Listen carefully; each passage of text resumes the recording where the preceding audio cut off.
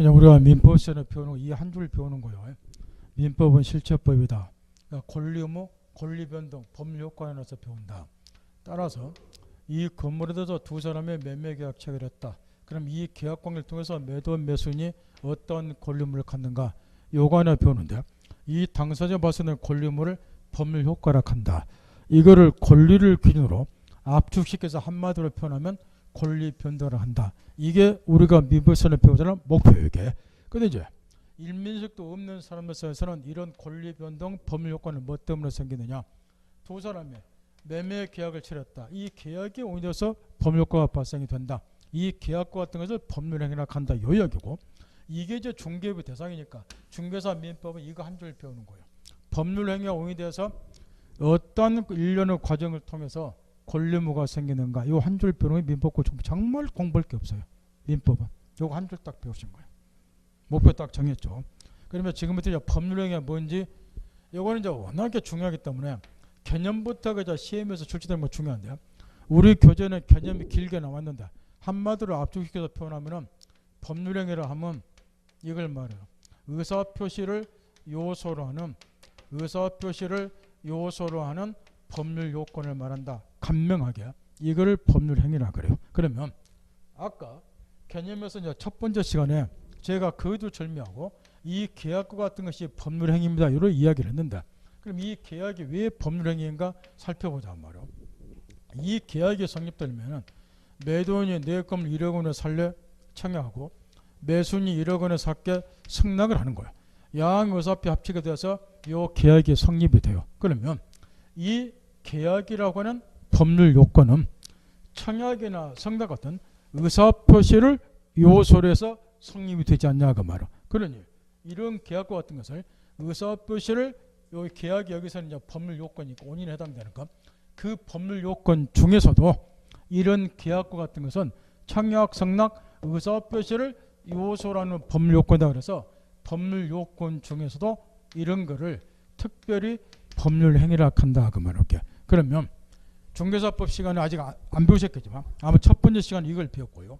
중개사법 첫 시간에 중개부 대상이 되는 게 뭐냐? 오늘 중개사 민법이기 때문에 민법 중에서 중개만 관련된 것만 시험에 들어가니까 중개부 대상이 되는 게 뭐냐? 개념이 이렇게 되어 있어요. 중개부를 하면 매매, 교환, 임대차 등 매매, 교환, 임대차 등 권리의 득실, 변경에 관한 행위를 권리의 득실, 변경에 관한 행위를 알선하는 것을 업으로 하는 것 이렇게 개념이 정의되는데 여기 보세요. 매매, 교환, 임대차 등 권리, 득실, 변경 요게 지금 여기 나오는 권리 변동을 말하겠죠. 권리가 발생하고 변경하고 소멸하는 것 그게 권리, 득실, 변경이에요. 이 권리, 득실, 변경 행위 여기까지가 곧 뭐를 말하느냐? 매매, 교환, 임대차 등 권리, 득실, 변경 행위 요게 곧 이코로 지금 우리가 배우자 하는 법률 행위를 말한다면 민법으로 번역을 하면 그러니까 이 법률 행위가 중개부 대상이 된다 그 이야기야. 복덕방 입구 창문에 보면 매매, 교환, 임대차가 쓰여 있잖아요. 이렇게 요게 다 계약이잖아요. 그러니까 매매, 교환, 임대차 등 권리, 득실, 변경에 관한 행위 여기까지가 법률 행위를 말한다. 요거 이게 오인돼서 권리가 발생되면 소멸이 되니까 권리, 득실, 관한 행위는 요걸 말한다. 이게 곧 계약 법률 행위를 말하는 거야. 따라서 중개부 대상이 되는 것은 뭐냐? 법률 행위다 그 말. 중개사 민법은 이 법률 행위를 중심으로 해서 우리가 중개사 민법 공부를 하니까 또 일반적으로도 법률 행위가 오인돼서 대부분 권리 변동 법률가 생기니까 이 한 줄 배우는 것이 민법 전부다. 이게 염두에 딱 두고 그다음에 법률 행위는 이 의사표시를 요소라는 법률권을 말하니까 의사표시 없이는 법률 행위가 성립될 수 없다고 말이에요. 그래서 법률 행위의 핵심 요소는 의사표시요. 여기에서 청약이나 승낙 의사표시가 없으면 계약이 성립될 수 없겠죠.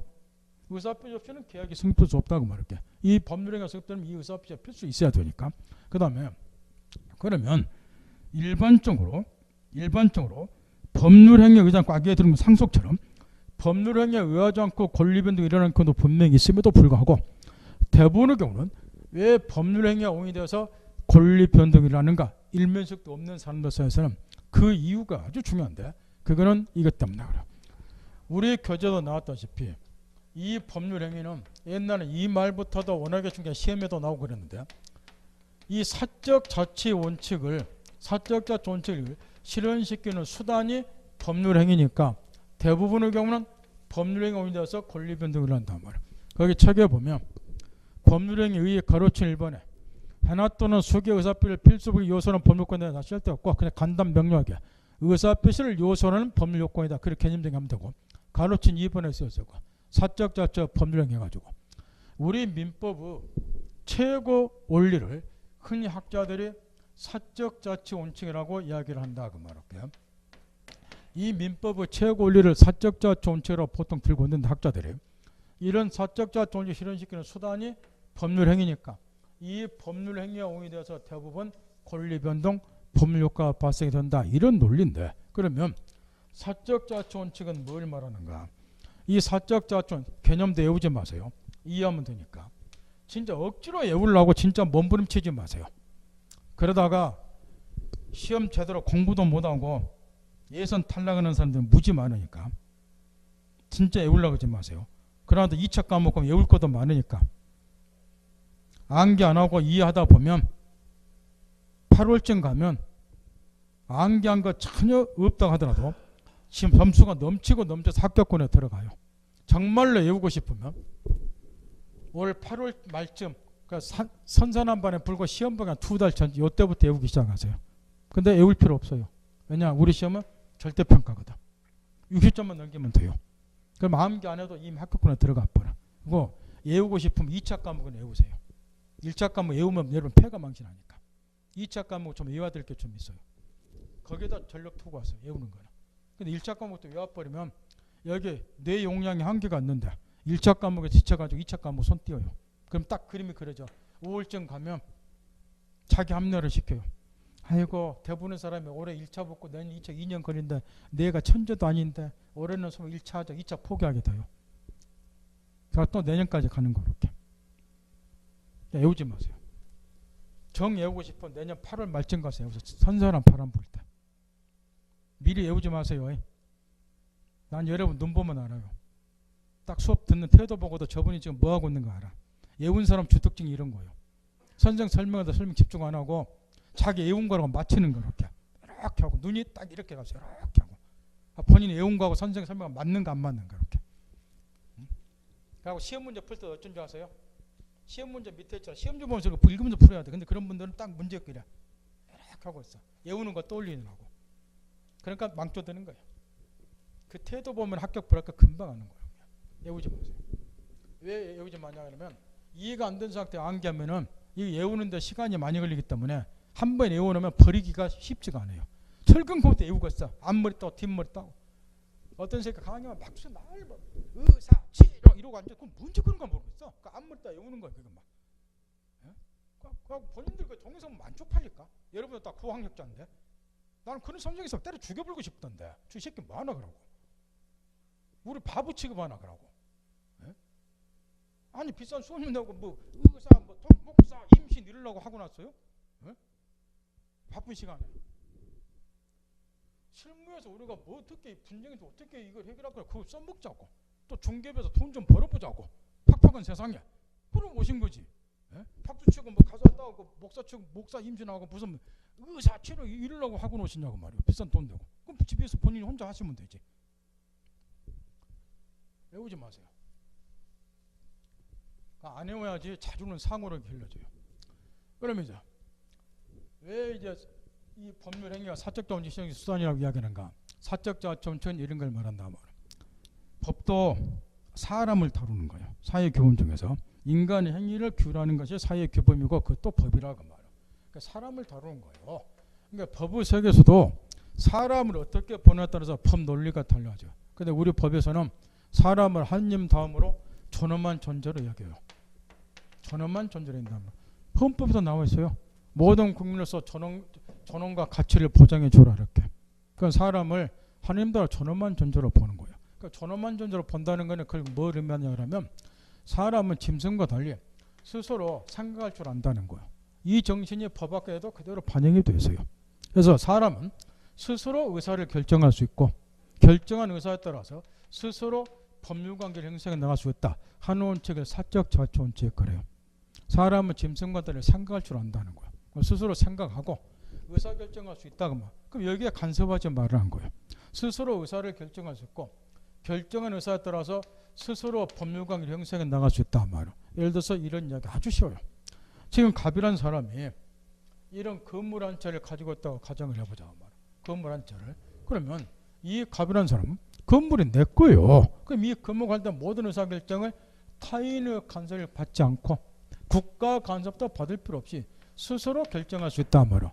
이 건물을 매각할 것인가, 임대할 것인가, 남한테 공짜로 줄 것인가, 증여할 것인가, 모든 의사결정을 타인의 간섭받지 않고 스스로 할 수 있다 그 말. 그러면 이 사람이 만약에 매매계약 체결했다고 의사결정했다. 그러면 자기가 결정한 의사에 따라서 자유롭게 상대방 선택하고 매매대금 얼마일까 선택해서 자유롭게 매매계약 체결할 수 있고 임대하겠다고 의사결정했으면 결정한 의사에 따라서 자유롭게 임대계약 체결할 수 있고 이런 거를 사적 자치 원칙 그래요. 그냥 가급적이면 이자가 무슨 의사결정하고 결정한 의사에 따라 계약 체결함에 있어서 개인이나 또는 국가가 간섭하지 말고 그대로 냅두자 이런 이야기야. 그런 거를 사적 자치 원칙 그래요. 그게 사람을 존중해 주는 거예요.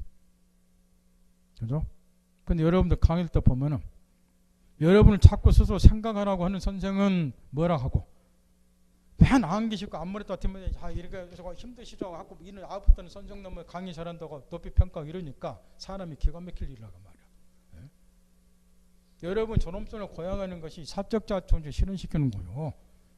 여러분 서로 다 사고할 수 있는 능력이 있다는 거야. 그러니까 그걸 존중해 주자는 거예요. 간섭하지 말고 그게 여러분을 대접해 주는 거예요. 근데 여러분 아니죠. 그거는 여러분을 무시하는 거예요. 그잖아요. 안 그래요? 따라서 이제 보세요. 자, 이 사람 매매하겠다고 의사결정했어요. 그럼 결정해서 또 매매계약 체결하잖아요. 이 계약이 법률 행위잖아요. 자, 임대하겠다고 의사결정했어요. 그럼 결정한 의사에 따라서 자유롭게 임대차 체결하잖아. 임대차 계약, 이 계약도 법률 행위잖아요. 그럼 결론 나왔잖아요. 이 갑이라는 사람이 어떠한 의사를 결정을 했어요. 그럼 결정한 의사는 얘는 뭐를 통해서 구체로 실현시켜요? 계약을 통해서 실현시키잖아요.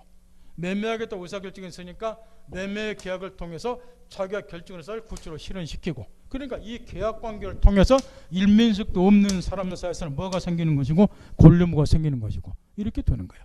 요 한 줄이 바로 이야기라 그 말할게요. 사적 자치를 실현시킬 수단이 법률행위다. 사람이 어떤 의사를 결정했으면 결정한 의사는 뭐를 통해서 실현된다? 계약과 같은 법률행위를 통해서. 그리고 이 법률행위 오인에 대해서 뭐가 생긴다? 권리무가. 일명 동사입니다. 요거 배우는 거. 요 한 줄을. 이해하셨겠나요? 따라서 시험에서는 이 법률행위가 권리변동 원인, 법률요건이 왜 중요하냐? 사적 자치를 실현시킬 수단이니까 이 말부터가 시험에 나오고 그런다. 이 말이 그렇게 중요하기 때문에 이걸 민법의 최고권리라 그래요. 인간의 존엄성을 고양해 주는 길은 그 사람은 스스로 모든 걸 할 수 있고 다 할 수 있다고 전제를 해주는 거예요. 의사결정 능력도 없고 간섭하지 말자는 거야. 이거는 자녀 교육에도 필요한 거예요. 얘기들 너무 간섭하지 마세요. 봐보면 되는 거예요. 안 그래요? 얘를 짐승처럼 동물처럼 기르지 마세요. 얘들도 다 생각할 수 있어요. 그거를 고양을 시켜줘야 돼. 간섭하지 말고. 우리 법의 세계에서도 그걸 반영한 것이 사적 자치 원칙이에요. 그럼 이 정도 알아들었을 거고. 그 다음에 또 한 가지. 거기 뭐냐 법률행위와 준법률의 차이에서 이건 일단 무시해놓고 나중에 배우니까 우측에 보면은 의사표시와 관계에서 의사표시 나오죠. 지금 정신 바짝 차려야 돼요. 자체 여기 칠판을 잠깐 보세요. 지금 법률행위의 개념 보면 의사표시란 말이 들어가 있고 앞으로 민법 교재에서 의사표시란 말은 엄청나게 나와요. 왜 그러느냐? 보세요. 법률행위가 중개부 대상이에요. 또 중개사 민법은 이 법률행위를 중심으로 민법 공부를 해요. 근데 법률행위 핵심 요소가 뭐예요? 의사표시예요. 그래 우리 중개사 민법에서는 법률행위가 처음부터 끝까지 직업비록 나오면 의사표시도 당연히 나오게 되어 있어요. 의사표시 요소는 법률권이 법률행위이기 때문에 따라 의사표시 개념을 정확히 파악을 하셔야 돼요. 여기 의사표시를 이렇게 착각하신 분들이 있어요. 시험 보러 갈 때까지 우리가 이제 국어 시간 같으면 말하는 것이 의사표시겠죠. 제가 지금 말하고 있잖아요. 이런 걸 의사표시 한다고 이야기하잖아요. 이렇게 착각한 사람들이 있어요. 의사표시 감 못 잡으면 법률행위 감 못 잡아요. 그럼 중개사 민법권은 물 건너 갚아라. 근데 의사표시는 말하는 거라고 착각해버리면 국어 시간이 돼버려요. 오늘은 민법 시간이에요. 국어 시간 아니라고요. 국어 시간 같으면 의사표시는 말하는 거가 되겠죠. 제가 가끔 가다가 하도 공부 안 하고 또는 공부 잘한다고 삔질거리면 제가 한마디 딱 물어봐요. 의사표시가 뭐예요? 그러고. 그럼 내가 뭐라 해도 그것도 모르면서 법공부 잘한다고 악수고 다니냐고. 의사표시가 뭐냐 했을 때 말하는 거 이렇게 대답하면 국어 시간이 돼버려요. 오늘은 민법 시간이잖아요. 민법은 무슨 법이에요? 여기다 목표 항상 맞추셔야 돼. 실제법이에요. 뭐에 관해서 배워요? 법률 효과에 관해서. 모든 사고는 여기에 맞춰서 하라. 민법 시간은. 따라 의사표시는 요 의사표시는 단순히 말하는 것이 아니고 여기에 초점 맞추라면. 거기 지금 15페이지 보면 제로 의사표시 개념 첫 줄을 보세요. 의사표시란 해가지고 일정한 법률과 발생을 목적으로 하는 의사를 표시하는 행위를 만들어 이렇게 되어 있죠. 여기서 포인트는 요거라고 말해요. 이렇게. 의사표시를 하면 법률 효과를 의혹하는 여기 핵심 포인트예요. 민법 실제법이 항상 모든 사고 전개는 법률 효과, 권리 변동에 맞추라고 말해요. 그래서 이거 자꾸 주지시켜 주는 거예요. 법률 효과를 의혹하는 압축시키면 법률 요거 핵심 포인트 의사표시라면 법률 효과를 의혹하는 의사를 표시하는 행위를 의사표시 그래요. 단순히 말하는 것이 의사표시 아니라 그 말이에요. 우리는 민법 시간이에요. 근데 오늘 지금 몇 가지 전제하는 거예요. 우리는 첫째 종교 시간이나 도덕 시간 아니에요. 따라서 인간관계를 배우는 게 아니라 무슨 관계를 배운다? 법률관계 배운다고 전제하셨죠. 법률관계 인간관계 배우는 게 아니고. 그 다음에 우리는 지금 국어 시간이 아니라 민법 시간이에요. 국어 시간 같으면 말하는 것이 의사표시겠지만 가끔가다 물어보는 이유는 그것 때문에 이분들이 지금 도대체 무슨 시간에 앉아 계시나 싶어서. 근데 의사표시 물어봤더니 말하는 거 대답하면 되겠냐고 말이요. 국어 시간이 돼버리지. 민법은 실제법이니까 여기다 좀 법률 효과를 의혹하는 의사를 표시하는 걸 의사표시 그래. 그럼 여기 보세요. 여기 매매 같으면 이게 이제 대표적인 의사표시인데 제가 아까 무식적으로도 이렇게 하겠어요. 청약 의사표시, 승낙 의사표시 이렇게. 그러면 이 청약이나 승낙이 왜 의사표시인가 하면 분석을 한번 해보자고 말이요. 이 말을 이해하기 위해서 보세요. 지금 하는 설명이 그렇게 중요하니까 이해를 잘 하시라고 말이요. 초점 다시 하게요. 나 오늘 10번째 하게요. 민법은 실체법이다. 법률 효과에 관해서 배운다. 압축시키면 권리변동을 배운다. 이 권리변동은 대부분 법률 행위에서 발생이 된다. 근데 법률 행위는 의사표시를 요소하는 법률 요건이다. 그럼 의사표시가 뭐냐? 법률 효과에 초점 맞추자 말. 이게 민법 목표니까. 법률 효과를 의혹하는 의사를 표시하는 거니까. 그러면 청약이나 승낙이 우리가 의사표시라고 대표적으로 이야기를 한다. 그럼 왜 의사표시냐? 분석을 한번 해보자 말. 이 매도인이 이제 청약한다는 것은 결국 이걸 말하는 거예요. 내 건물 1억 원에 살래? 요걸 우리가 이쁘게 포장해 청약이라고 하는 거예요. 1억 원에 살게 요걸 승낙이라고 하는 거고. 그러면 이 사람이 내 건물 1억 원에 살래 청약했다는 것은 분석해보면 이걸 말한다고 말이에요. 1억 원에 살래 그 말은 네가 1억 원이라는 대금을 지급해주면 나도 내 건물 매매했으면 내 건물에 대한 소유권을 이전해줄 의사가 있다. 요걸 말하는 거예요. 한마디로 압축을 시키면 얘가 1억 원에 살려 청약했다는 것은 매도인 쪽에서 건물에 대한 소유권을 이전해 주겠다고 의혹하고 있는 거라고 말이요. 대금 좀 소유권 넘길 의사가 있다 그 이야기니까. 그러면 이 사람이 청약함으로써 소유권을 이전했다고 의혹을 했으니까 의혹한 바에 따라서 매도인은 소유권 이전하면 법률 효과가 생긴다 그 말이요. 그러니까 이걸 의사표시를 하는 거. 보세요. 법률 효과를 의혹하고 있잖아요. 소유권 이전했다 의혹했잖아요. 그러니까 의혹한 바에 따라서 소유권 이전은 이게 법률 효과니까 법률 효과가 발생이 됐잖아요. 이것도 분석해 보세요. 왜 매매라면 매수는 대금적 의무라는 법률 효과가 생기느냐?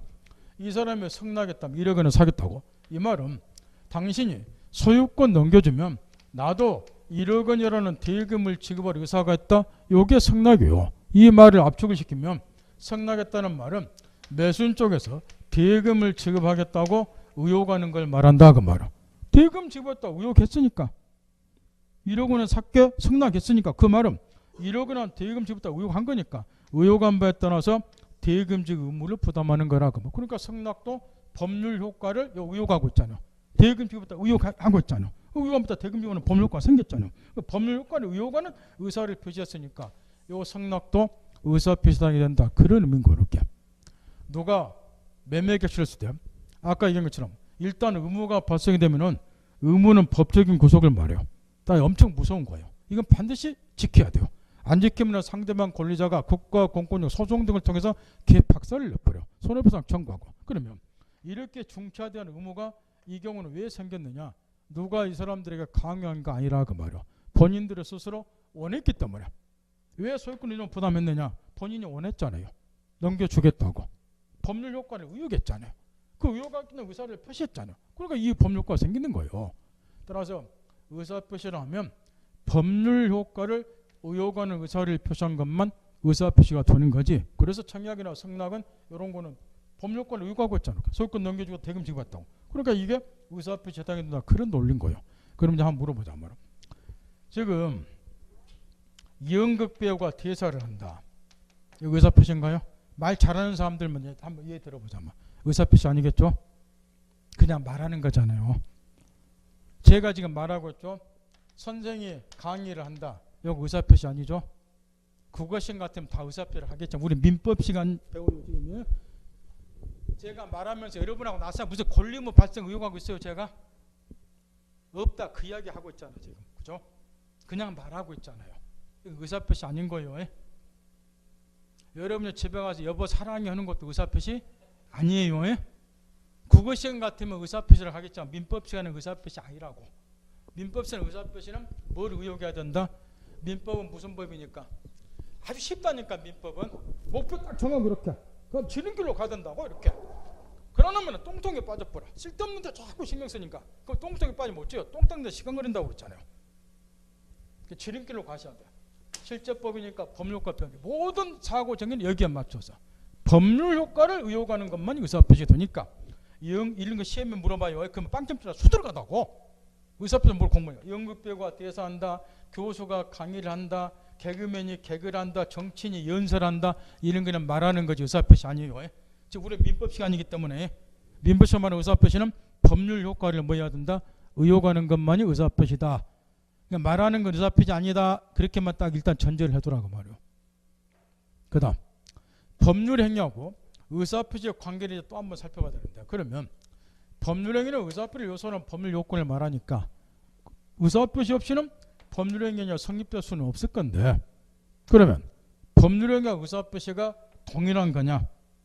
동일한 것은 아니라고 말이에요. 그 이유가 이제 두 가지 이유가 있는데 거기 동그라미 3번하고 4번에 그 쓰였는 거예요.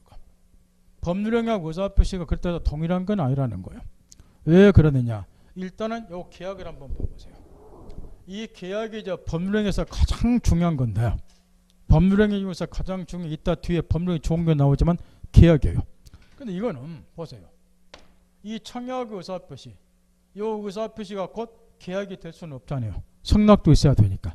이처럼 계약과 같은 법률행위는 의사표시 하나가 아니라 청약, 성락, 의사표시 두 개가 합체가 돼야지 계약으로 하는 법률가 성립되니까 청약 의사표시가 꼭 계약이 될 수는 없잖아요. 이렇게. 따라서 의사표시하고 법률행위는 동일한 것이 아니고 계약과 같은 법률행위는 의사표시가 두 개 이상 있어야 되니까. 그 다음에 또 하나는 법률행위가 성립되기 위해서는 필수적으로 의사표시 있어야 돼요.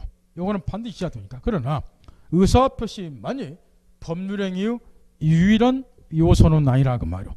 의사표시 이외에 거기 보면은 동그라미 거기 3번에 보면 의사표시가 법률행위 유일한 요소는 아니다 가지고 의사표시 이외에도 다른 사실이 필요한 법률이다 얼마든지 따져서 거기다 계약금 계약 예를 들어놨죠.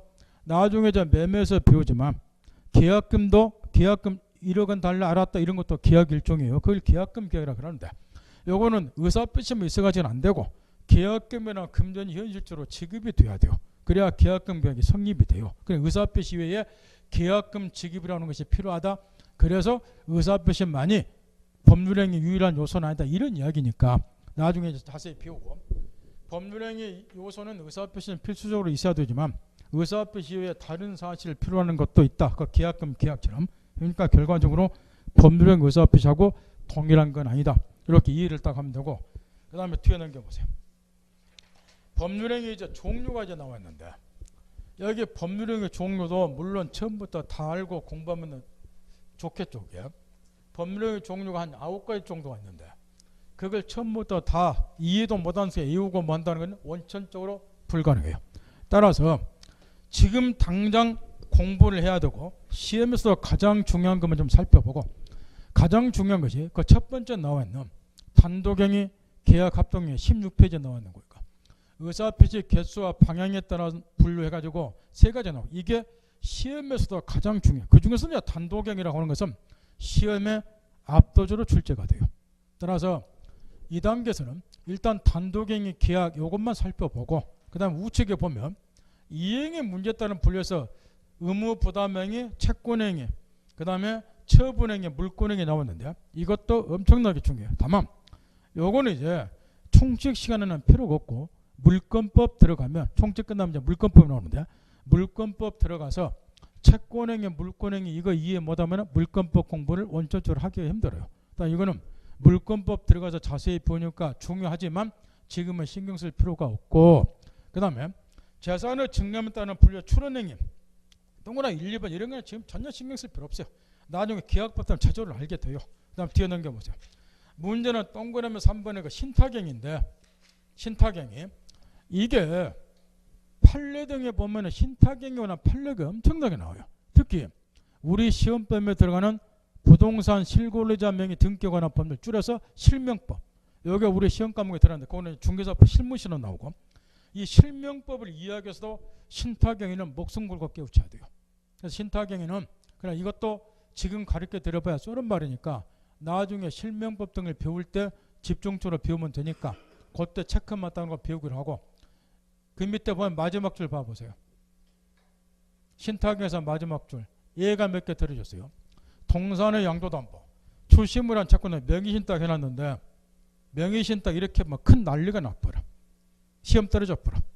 그 잘못 써놓은 거니까 그거 고쳐야 돼요. 옛날에는 명의신탁도 일반적으로 우리 판례가 신탁행위로 봤어요. 그래서 이제 이 책을 쓴 애가 옛날 거 생각해서 지금 신탁행위에다 명의신탁을 예를 들어놨는데 이게 부동산 실명법이에요. 95년 7월부터 지금 시행이 되고 있어요. 부동산 실명법이 실거래자 명의 등기관한 법률 줄여서 실명법이 실명법이 시행이 되다 보니까 동법 4조 1항에서 명의신탁 약정은 원칙적으로 무효가 돼요. 이게 이제 무효가 되다 보니까 과거에 이제 신탁행위로 봤던 명의신탁은 더 이상 신탁행위로 볼 수가 없게 됐다는 거. 따라서 이거 명의신탁으로 신탁행위 들어오면 큰일 나버려. 원칙적으로 명의신탁은 신탁행위가 아니에요. 아니고 명의신탁 약정 무효니까. 그런데 실명법 공부한 사람 알겠지만 실명법 8조에 보면 여기 8조라는 소리예요. 실명법 8조에 보면 특례 규정이 나와 있어요. 특례 규정이. 요게 이제 뭐냐 그러면은 나중에 자세히 보여주면 문중이 명의신탁을 하거나 배우자 상호간에 명의신탁을 하거나 또는 교회의 그 산하단체가 명의신탁을 하는 경우 이런 경우는 명의신탁 약정이 허용이 돼요. 그러니까 이 문중 등이 명의신탁을 하는 경우는 특례 규정에 따라 명의신탁 약정이 무효가 아니라 유효가 된다는 거. 그래서 다시 하게요. 우리 교재는 명의신탁 지금 신탁이라고 예를 들어놨잖아요. 요거는 시험관에서 워낙에 중요해서 잘못 써졌다고 말이에요. 옛날에는 일반적으로 명의신탁을 신탁으로 봤지만 95년 7월부터 실명법이 시행이 되다 보니까 명의인의 약정은 일단은 무효가 되고 무효가 되다 보니까 명의신탁은 더 이상 신탁행위가 아니라는 말이에요. 이게 잘못되어 있고 대신 신탁에 해당되는 것도 아직 있긴 있어요. 그게 어떤 경우냐. 실명법 8조에 보면 명의신탁 허용되는 경우가 있어요. 그걸 특례 규정이라 그래요. 8조에 문중이 명의신탁하거나 배우자 상호간에 명의신탁하거나 교회의 산하단체가 교회 명의로 명의신탁하거나 이런 특례 규정이 있다고. 이런 거는 명의신탁을 허용을 해요. 이 명의신탁 약정은 유효라고. 그럼 이 특례 규정이 적용되는 경우 요 경우만 명의신탁이 신탁행위에 해당이 된다 그 말이에요. 이걸 완전히 고쳐놔. 이대로 보면 시험 떨어져요. 그러니까 명의신탁이 신탁행위에 다 해당되는 게 아니라는 거예요. 해당되는 건 극히 일부만 해당이 돼. 어떤 경우만 실명법 8조에서 특례 규정이 적용되는 경우만 문중이 명의신탁 한다든가 이런 경우에 한해서만 이건 명의신탁 약정이 유효해요. 이 경우만 신탁행위에 해당이 된다 그 이야기야. 이걸 이제 엉터리로 써놨다고 말이야. 이걸 일단 고쳐놔야 되고 나중에 배우지만 고쳐야 되고 그거에 명의신탁에 신탁의 대표적으로 써있잖아요. 신탁행위 아니라고 원칙적으로. 그 어떤 경우만 신탁행위 해당이 된다? 실명법 8조에서 특례 규정이 적용되는 경우, 문중이 명의탁하거나 이런 경우만. 요거는 명의탁 약정이 허용이 돼요. 유효로파. 요 경우만 신탁행위 해당이 된다 그 말이에요. 따라서 이게 해년마다 지금 한두 문제씩 시험에 나오는데 그걸 왜 이렇게 엉터리로 써놨는가 모르겠어요. 지금 고쳐야 돼요. 나중에 이제 이걸 또 설명하면 이게 30분이 걸려. 이거 하나 가지고 나중에 실명법 등 공부할 때 자전거 가르쳐 드리니까 일단 최근 고쳐놓고, 그 다음 기타 분류에서도 1, 2, 3번 이런 거는 전혀 지금 신경 쓸 필요가 없어요.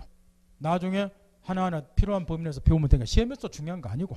그러면 이제 어떤 것이 중요한 거는 지적해 드렸으니까, 첫 번째는 단독행위 가장 중요하고, 두 번째 채권행위 물권행위 중요하고, 그러나 이거는 물권법에서 배우고, 세 번째로 중요한 거는 18페이지 신탁행위가 중요하고, 얘 들어오는 거 명의딱 잘못 얘 들어가서 고치시고, 이 세 가지가 핵심이에요.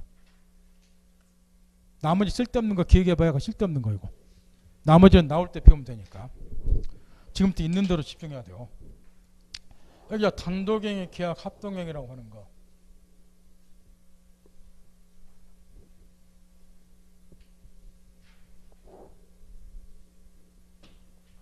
자, 법률행 핵심 요소가 의사표시라고 누누이 이야기했어요. 이 핵심 요소인 의사표시의 개수 및 방향에 따라서 법률행위 종류를 단독행위, 계약, 합동행위 셋으로 구별하니까 여기에 법률행위 종류가 가장 중요하다냐 그런 이야기인데, 법률행위 핵심 요소 의사표시의 개수 및 방향에 따라서 구별하기 때문에 그러니까 눈치 이미 챘겠지만 단독행위는 단독 그랬으니까 의사표시 개수가 하나만 있으면 성립한다. 그래서 단독행위 그럴 것이고, 계약하고 합동행위는 거꾸로 의사표시가 두 개 이상 있어야 성립한다는 점에서 요거하고 구별이 되고, 그 다음에 계약하고 합동행위는 의사표시가 두 개 이상 있어야 된다는 건 똑같은데 뭐 가지고 구별하냐? 의사표시의 방향에 따라서 양자를 구별하는데, 여기 합동행위는 모른다 해서 공부한다 지장 없고 시험에 낼 일 없으니까 굳이 신경 쓸 필요 없고, 가장 중요한 거는 단독행위가 90% 이상 압도적으로 시험에 출제가 되고, 또 단독행위는 시험 자체에서도 중요하지만 요걸 이해를 못하면 앞으로 민법 공부할 때 엄청나게 애를 먹어요. 왜 이게 중요하냐 그러면, 아까 권리 종류할 때 가장 중요한 것이 형성권이란 말을 해드렸어요. 설명은 안 했지만 요거 알면 10점 묻고 들어간다고. 이 형성권하고 단독행위가 밀접한 상관관계가 있기 때문에 그러는 거예요.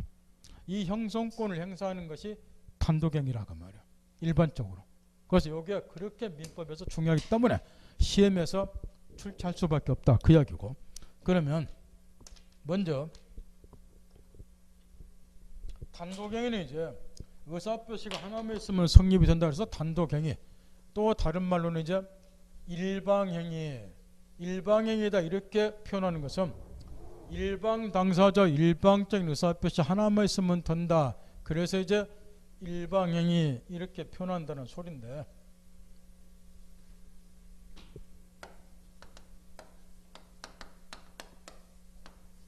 여태는 항상 머릿속에 다 모시고 사적동의 실행적 수단이 법령이다. 법령원에서 법률변동이 일어난다. 이거 한 줄 배운다. 항상 염두 두고, 먼저 단독행위는 다른 말은 일방행위라고 표현을 하고, 단독이라면 의사표시가 한 개만 쓰면 된다 그런 의미에서, 일방행위다 이 말은 일방 당사자 일방적인 의사표시 입으면 된다 그래서 일방행위 그러는데, 이거는 이제 이런 걸 말해요.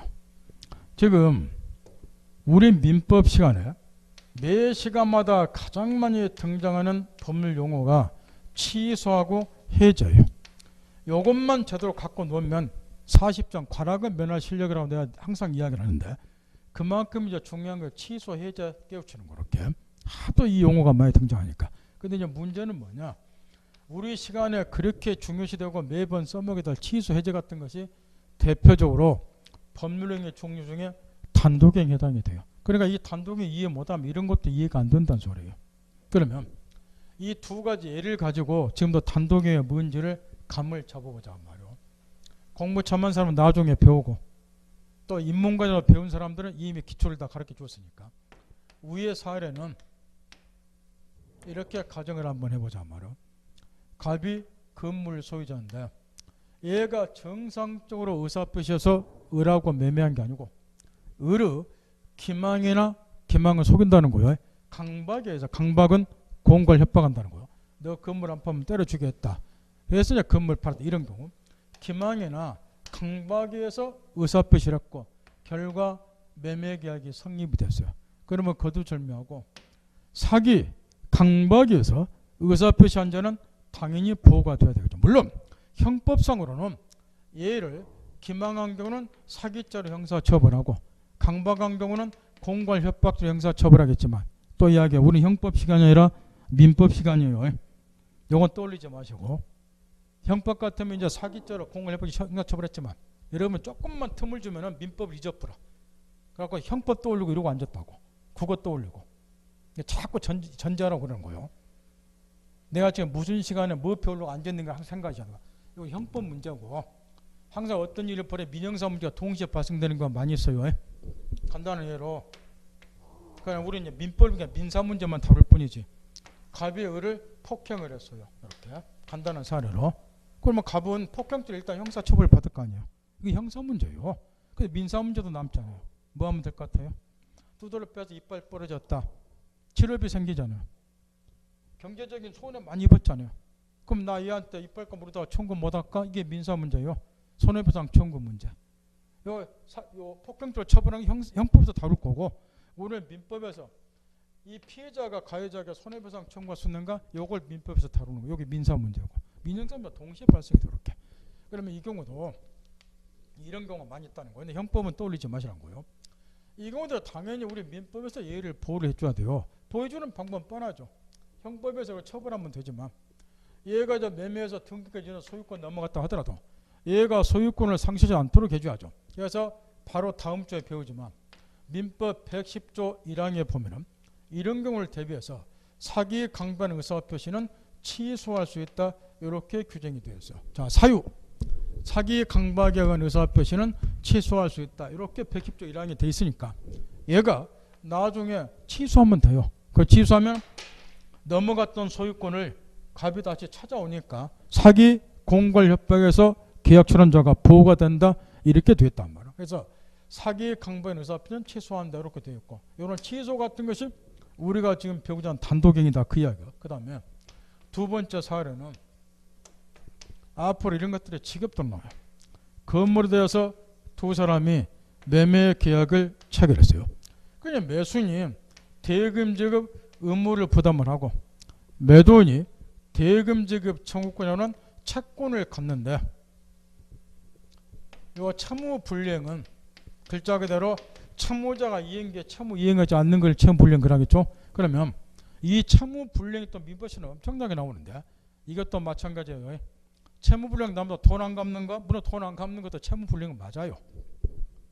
갑이 을에게 1억원 빌렸다. 갚기로 한 날이 2019년 2월 10일이다. 근데 이행기가 들어있음에도 불구하고 변제 안 한다. 이게 채무불이행이죠. 이렇게. 돈 안 갚는다. 채무불이행 맞기는 맞는데 또 이야기하는 거예요. 우리는 지금 중개사 민법 공부해요. 중개사 민법 공부. 그럼 채권 채무는 어떤 채권 채무 배운다고 아까 전제했나요? 계약으로부터 발생이 되는 채권 채무 배운다고 전제했죠. 그러니까 채무 불량도 그걸 떠올리셔야 돼. 그러면 여기에서도 이런 거 채무 불량 떠올리면 안 되고 요거는 우리 소감 바뀌니까 요 돈 빌려준 거 중개업자하고 아무 상관없잖아. 중개업자 뭐 사채업자도 아닌데 요게 중개업에 해당이 있지. 따라 이 계약으로부터 발생이 되는 요 대금지급 요 채무를 얘가 2월 10일까지 대금지급 하겠다 약속했는데 이때까지 안 한다. 요런 게 채무 불량이라고 말할게. 요 채무 불량을 떠올리라고 말해. 확실히 지금 전제하셔야 돼. 오늘 첫날이. 채권 채무는 계약으로부터 발생 채권 채무를 배운다. 그 채무 불량도 계약으로부터 발생이 되는 채무를 이행하지 않는 것. 요걸 떠올려야 된다는 거예요.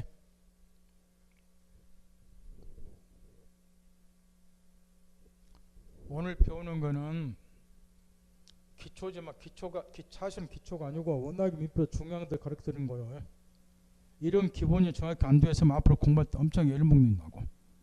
저는 채무불량 그러면 이걸 지금 이야기하는데 돈 안 갚는 거 이러면 떠올리고 있으면 이게 이해가 안 되잖아요. 이렇게. 그러면 이 경우 이제 얘가 전날짜에 대금지급된 약속을 어겼다. 이런 게 이제 흔히 말하는 채무불이행에 해당이 돼요. 그러면 계약에 있어서 일방적으로 채무불이행이 있으면 대금지권에서는 매도인이 채권자겠죠. 채권자는 뭐를 하도록 됐느냐? 계약을 해제를 하도록 되어 있다. 이 해제 같은 것이 단독행위란 말이에요. 이 해제는 지금 뭐 때문에 하느냐? 채무불이행 때. 이 사유를 잘 봐야 돼요. 채무불이행이 있으면 계약을 해제하도록 법에 규정이 되어 있고, 사기 강박이 되면은 취소하도록 법에 규정이 되어 있다고 말이에요. 이 사유를 잘 보시라고 말이에요. 무조건하고 취소 해제하는 게 아니고 이 사유에 해당이 돼야 돼요. 사기 강박 있을 때 취소하고, 그럼 이 계약 없애는 거예요. 채무는 있을 때 계약 해제하고, 그러면 계약이 체결되지 않는 한도 돌릴 수가 있고, 그러면 취소, 해제 이런 게 지금 우리가 공부하자는 대표적인 단독행위니까, 그러면 단독행위는 구체적으로 뭘 의미하는가 지금부터 살펴보자고 말이에요. 가정을 한번 해보자고 말이에요. 계약은 여러분이 다 아니까, 계약이라고 하는 법률행위는 청약, 승낙, 의사표시 두 개가 합체가 되어 성립되는 법률행위가 계약이다. 누구나 다 알아요. 그러면 지금 다 가정하는 거예요. 요 취소를 계약이라고 한번 가정을 해보자 말이에요. 취소로 하는 것이 계약에 해당이 된다 이렇게. 그러면 계약은 청약과 승낙 의사표시가 합체가 돼야지 계약이라는 법률행위가 성립하는 거예요. 그러면 이렇게 되겠죠. 갑이 집중해야 돼요. 사안 잘 봐야 돼요. 사기 강박 때문에 지금 취소하라고 되어 있는 거예요. 얘 보의 중에서. 근데 이 취소가 계약이라고 만약에 우리가 가정을 하게 되면 갑이 을에게 취소하고자 할 때 이런 일련의 과정을 거쳐야 돼요. 계약은 청약 승낙이 있어야 되니까 갑이 공갈 협박한 애한테 자네가 공갈 협박했으니까 나 취소도 제가 이렇게 청약을 먼저 하고, 이에 대해서 얘가 그래 내 잘못했다 취소해라 승낙을 하고, 그러면 이게 합체가 되어서 요 계약이 취소가 되는 거예요. 취소가 계약으로 가정을 하면. 근데 생각을 해보세요. 지금 사기 강박 때문에 취소하잖아요. 얘를 보여주기 위해서. 근데 취소할 때도 상대방의 승낙을 얻어야지 취소한다고 가정을 하면 얘가 승낙 안 해줄 수 있잖아요. 승낙해서 취소가 되면 소유권 돌아가잖아요. 그럼 처음부터 공갈 협박 안 했겠죠. 안 그래요? 그러면 이런 경우는 이자 승낙을 얻어서 취소하는 거는 처음부터 무리라는 건 누구나 다 알아요. 그래서 우리 법에다가 뭐라고 해놨느냐, 이런 사유를 감안해서 사기 공갈 협박을 당한 애를 보여주기 위해서 취소하는데, 취소할 때도 이자 승낙을 얻어서 취소하도록 하면 승낙 안 할 수가 있으니까 차라리 당신 쪽, 얘는 보여주니까 당신 쪽에서 일방적으로 나 취소하겠다 의사표시만 하라 그 말이요. 그러면 얘 의사는 걔 무시가 되고 매매계약 취소되고 소유권 찾아온다 이렇게 놨다. 이런 거를 단독행위 그래요. 그래서 취소 같은 거는 단독행위로 되어 있는 거예요. 뭐 때문에? 이 사유 때문에. 이걸 계약으로 하게 되면은 여자의 승낙을 얻어야지 취소가 된다니까요. 나 취소해도 돼? 청약하고 그래 취소해? 승낙하고 그래야지 이 매매가 취소가 되는 거야. 근데 얘가 승낙 안 해볼 수 있잖아요. 그럼 취소가 안 되잖아. 소유권 못 찾아주잖아. 보호가 안 되잖아. 그러니까 이런 사유를 감안해서 이때는 네가 일방적으로 얘 승낙 얻을 필요 없이 얘 의사는 걔 무시해버란 말이야. 일방적으로 취소하겠다 의사표시 하라고 말. 그러니까 의사표시 얘 거 하나만 있으면 된다. 그래서 이런 거를 단독행위 요리 이야기를 한다 말이야. 그러니까 단독행위는 일방당사 일방적인 의사표시 하나만 있으면 된다. 취소 같으면 취소하겠다. 일방적으로 의사표시 하라면 얘 승낙 필요 없고, 그러니까 상대방 의사는 걔 무시가 되는 거렇게. 이런 거를 단독행위로. 여기 해제도 단독행위다. 똑같이 생각하면서 이것도 이자가 전날짜 대금 지급 안 하니까 채무이행 안 하니까 이 계약을 없애도록 하기 위해서 빨리 얘가 계약을 해제하고 계약을 없애버려야지. 쉽게 말해 계약 없앤다는 소리요. 다른 사람하고 매매하지 않냐 그 말이요. 근데 채무불이행 때문에 계약을 해제하는데 이것도 계약을 해놓게 되면 해제할 때 또 얘 승낙을 얻어야 돼요. 나 해제도 돼 청약하고 얘가 그래 해제하거나 승낙하고 이렇게. 근데 채무 이행하지 않는 얘가 이자가 해제해서 계약 없애고 다른 놈한테 팔고 잘 때 승낙 안 해버리면 해제도 뭐 하잖아 이렇게. 이 계약이 콧게 갖고 있는 거라고 이렇게. 그러니까 이런 사정을 감안해서 얘 쪽에서 일방적으로 얘 승낙은 필요 없어 걔 무시해버리고 일방적으로 해제하겠다 의사표시하라 그 말 이렇게. 이런 거를 단독행위 그래요. 감 잡았나요? 그러면 민법 시간에 이제 이런 게 나온단 말이에요. 예를 들어서 나중에 우리가 취소하고 해제를 집중적으로 배우는데, 취소는 해제 법적 성질 해가지고 교재에 취소는 단독에 이렇게 되어 있어요. 그럼 단독이란 말 나오면 선생님이 설명했도 안 해도 이건 시험에 나오는 거예요. 이게 핵심 구절이니까 체크해가면서 공부를 하시라고. 그런 다음에 뭘 이제 떠올려야 되느냐, 이걸 떠올리셔야 돼요. 왜 취소는 단독에 되어 있을까, 이렇게 그 이유를 아셔야 돼요. 그게 법 공부라고. 이거 외우는 거는 초등학생들 하는 거. 저한테 안 배워도 이거 외우시면 돼요, 그대로. 그러니까 저한테 배우는 거는 그 이유를 배우는 거예요. 왜 취소가 단독이니까? 이 사유 때문에. 사기강박 때문에 취소하는데 얘 승낙을 얻을 수가 없으니까 네가 일방적으로 취소하겠다 의사표시라, 이렇게 법에 규정이 되어 있다 그 말. 이렇게 이런 거를 단독행위 그러는 거예요.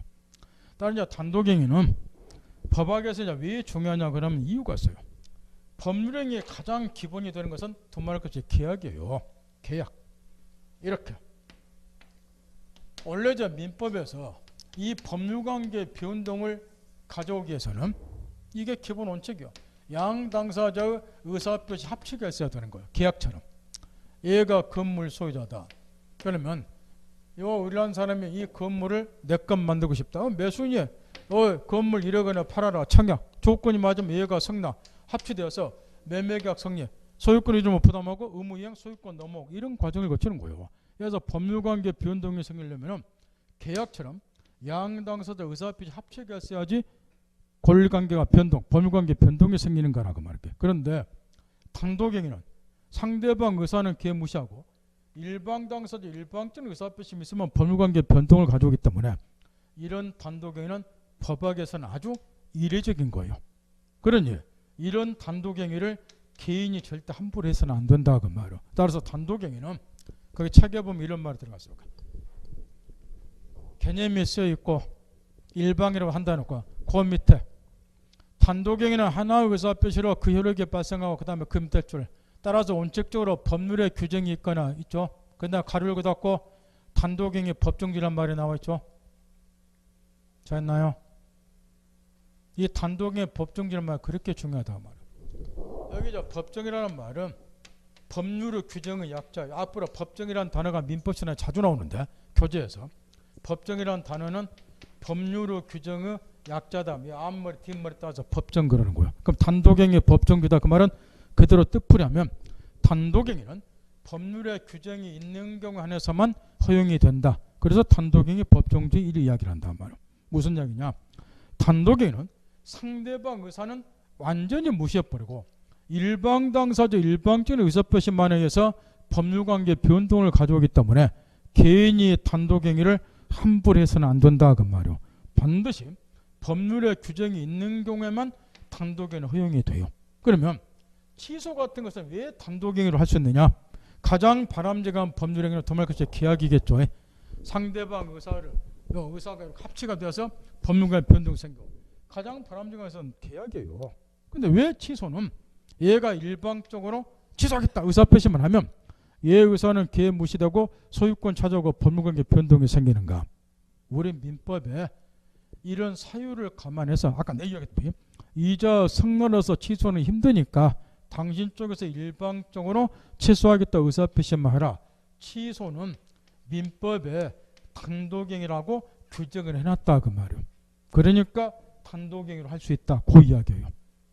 개인이 단독행위를 함부로 해서는 안 된다 그 말이에요. 예를 들어서 이런 걸 보라 그 말이에요. 개인이 단독행위를 함부로 하게 되면 자본주의 체제 자체가 붕괴가 돼버려요. 다시 7번 보세요. 민법에서는 이해해야 될 것이 몇 개가 있어요. 목숨 걸어야 될 것이요.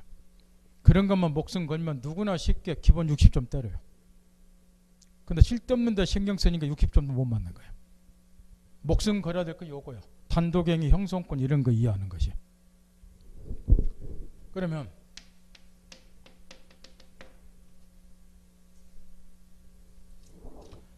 여기 단독행위 경우는 개인이 함부로 만들어내서는 안 되는데 개인이 함부로 단독행위를 할 수는 없는데 법에 허용되는 경우 안에서만 단독행위 허용되니까 이런 걸 생각을 해보라는 거예요. 실판 봐야 돼요. 설명할 때는 설명 들으세요. 지금 건물 매매를 한다고 말이요. 자, 이 을한 애가 가부 건물이 너무나 마음에 들어요. 그럼 이걸 매수하면 되겠죠. 그게 매매라고 말이요. 근데 매매는 우리 민법상 계약으로 되어 있어요. 그러면 계약이 성립되려면 청약 승낙이 있어야 돼요. 그럼 얘가 1억 원에 판례 청약하고 얘가 1억 원에 샀게 승낙하고 이 의사합의 합치게 써야지 계약이 성립되고 소유권이 넘어오는 거예요. 이런 과정을 거쳐야 돼요. 그런데 분명히 매매는 우리 민법상 계약으로 되어 있음에도 불구하고 이 매수인이 지 마음대로 매매를 단독행위로 한다고 한번 가정을 해봅시다. 그 이야기예요. 그러면 이렇게 되는 거예요. 매매를 한번 단독행위로 한번 해보세요. 그러면 단독행위는 일방 당사자 일방적 의사합의자 하나만 있으면 돼요. 그러면 이렇게 되는 거예요. 청약 승낙이 필요가 없어요. 가정하는 거요.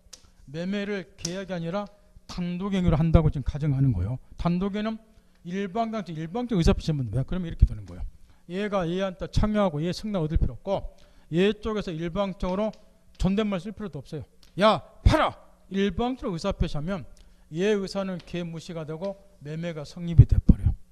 이게 단독행위라고 말이에요. 그러면 얘는 건물에 대한 소유권 이전 의무 부담하고 의무 생겼으니까 소유권 넘겨줘 이렇게 되는 거예요. 이게 단독행위라고 말이에요. 그러면 매매는 계약이 아니라 단독을 하게 되면 얘가 일방적으로 야 팔아! 그러면 얘의 의사표는 걔 무시가 되고 얘는 팔아야 된다. 그 이야기라고 말이에요. 그러면 나는 팔기 싫은데 얘가 일방적으로 팔아 그러면 팔아야 되는 거 공산당사하게 돼버리게 자문 체제가 붕괴가 된다고. 뭔 말 알아듣겠어요? 요거를 그래도 이 사람은 좀 얌전한 사람이요. 돈은 불안되고 공짜로 뺏어버릴 수도 있어. 한번 뺏어볼래요? 단독행위를 개인이 임의로 할 수 있다고 가정한 상태에서 한번 이거 돈 한 푼 안 들어 뺏어보세요. 여기 30억짜리 건물이야. 나는 말 한마디로 뺏어버려. 단독행위를 개인이 한 푼 할 수 있다고 하면 증여는 무상계약이에요. 재산을 무상으로 수여하는 거예요. 그 증여도 민법상 계약으로 돼 있어요. 이 건물을 내가 돈이 없고 공짜로 얻고 싶으면 정중하게 사정해야 돼. 내가 이래서 돈은 없는데 이 건물이 필요하니까 공짜로 주세요. 청약. 그러면 증여자가 알았다. 건물만 공짜로 줄게. 승낙. 그러면 증여 계약의 성립 공짜로 넣을 수 있는 거예요. 증여도 계약이니까. 근데 이거를 단독행위로 내 마음대로 할 수 있다면 얘가 뭐라고 하면 돼요? 일방적으로 야 공짜로 줘! 의사표시하면 의사 무시되고 증여가 성립 공짜로 줘야 되는 거예요. 그러면 공산당 사회가 돼본다. 그 이야기라고. 그래 이런 단독행위를 개인이 함부로 해서는 안 된다 그 말이야. 그럼 단독행위는 어떨 때만 허용이 돼요? 법에 규정이 되어 있는 경우에서만. 근데 취소나 해제는 계약이 아니라 왜 단독행위가 가능하다는 거? 이런 사유를 감안해서 상대방의 승낙을 기다려서 취소 해제하는 것은 어려우니까 일방적으로 취소하겠다. 네 쪽에서 하면 일방적으로 의사표시하라 말 해줘야겠다. 의사표시하라 말 상대방 의사는 그냥 무시도 되니까 이런 걸 단독행위 그러는 거예요. 그래서 단독행위 법정주의 그래요.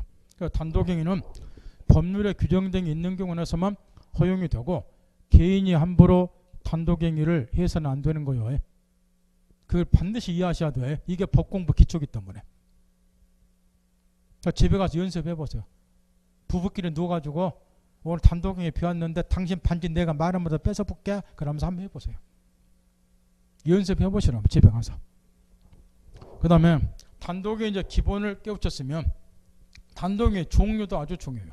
거기에 동그라미 1번은 상대방 있는 단독행위 2번에 상대방 없는 단독행위 이러는데 이것도 구별해서 좀 이해를 해 두셔야 돼요.